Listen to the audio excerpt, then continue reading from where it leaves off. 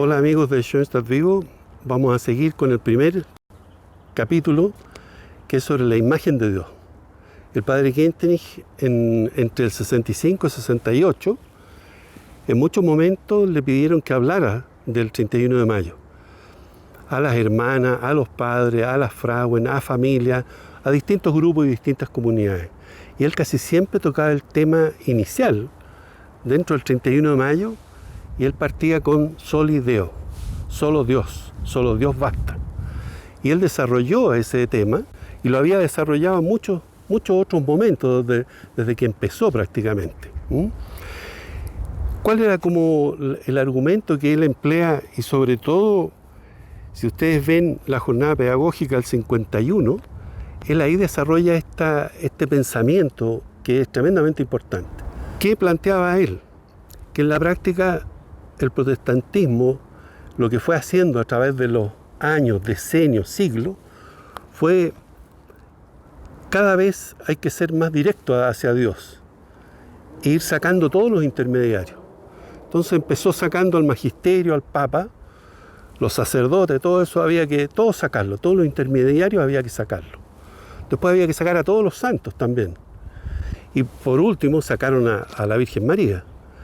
Y uno empieza a ver ahí una visión de Dios y una experiencia de un Dios que es totalmente inmenso, que es lejano, que es un juez y que obliga a apartarse de las criaturas y obliga a apartarse del mundo.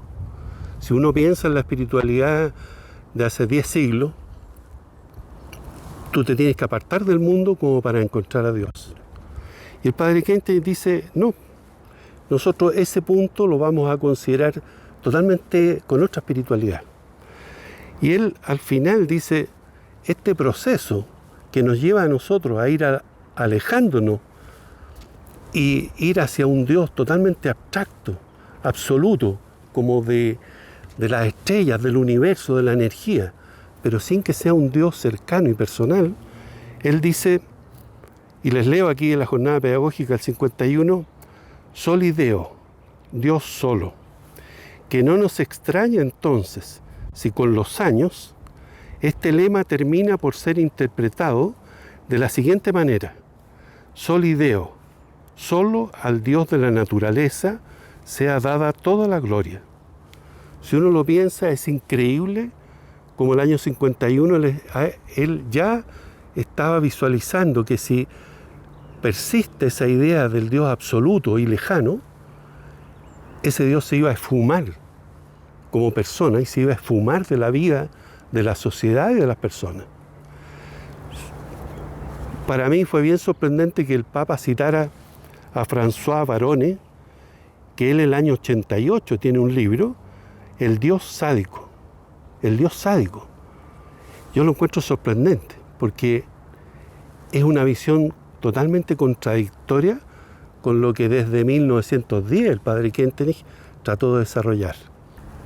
Si pensamos lo que el padre Kentenich siempre enfatizó y propendió de que las personas viviéramos eso, es que él propone un Dios de la vida que esté cerca del hombre, un Dios de la vida diaria además, y puso Nazaret como un ejemplo, como un prototipo, uno podría decir.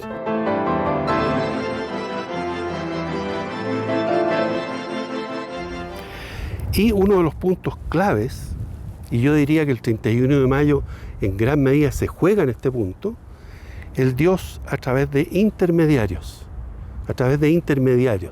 Él lo nombraba como las causas segundas. Podríamos pensarlo en intermediarios o transparentes de Dios. Y esos pueden ser personas, la misma sociedad, la naturaleza. Yo creo que este punto de los intermediarios es clave. No podemos nosotros pensar en la espiritualidad schoenstattiana que uno va a querer llegar solo a Dios en forma directa, sin ningún intermediario.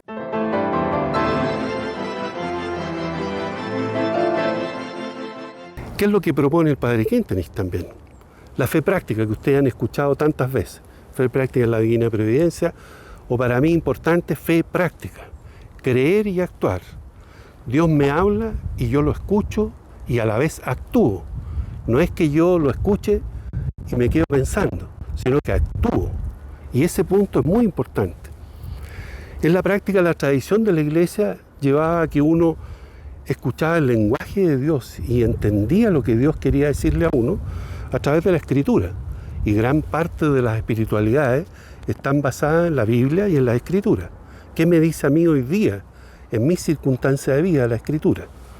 En la tradición también, porque la Iglesia no es solo la Escritura, sino que es la tradición a través de los siglos, que se va decantando y a través de los concilios se llega a decir tal cosa. Esto es lo que nosotros creemos. Y a través de la jerarquía también. En el caso de los católicos, nosotros creemos que la jerarquía tiene una palabra importante en decir cuál es lo que Dios quiere. Para mí, uno de los grandes aportes del Padre Kentenich, también en línea con esto del Dios que propone él como más cercano, humano, más como de la vida cotidiana, es que él plantea las voces del ser, las voces del alma y las voces del tiempo. Que en la práctica, ¿qué son? Son el lenguaje que tiene Dios para ir llegando a mí y conversando conmigo, diciéndome qué es lo que Él quiere, qué es lo que pretende, a qué me está llamando. Y eso para mí es muy importante de saber que Dios me habla a mí, no es lo mismo que le habla a otra persona y a la persona que puede estar al lado le puede estar diciendo algo distinto. Y además otro punto que para mí es muy importante es que me habla a mí y me habla cada día. Cada día es un día en que Él me dice algo distinto, distinto a mañana y distinto a ayer. Hoy día me va a hablar a mí. Si ustedes recuerdan, en el credo del Hacia el Padre, Él pone una figura del girasol. Y dice, como el girasol se vuelve al sol que lo regala con abundancia, Padre, nos volvemos creyentemente hacia ti, con el pensamiento y el corazón. Y yo les quería leer unas palabras de Gabriela Mistral, una poetisa chilena notable, que ella decía lo mismo con un lenguaje más poético.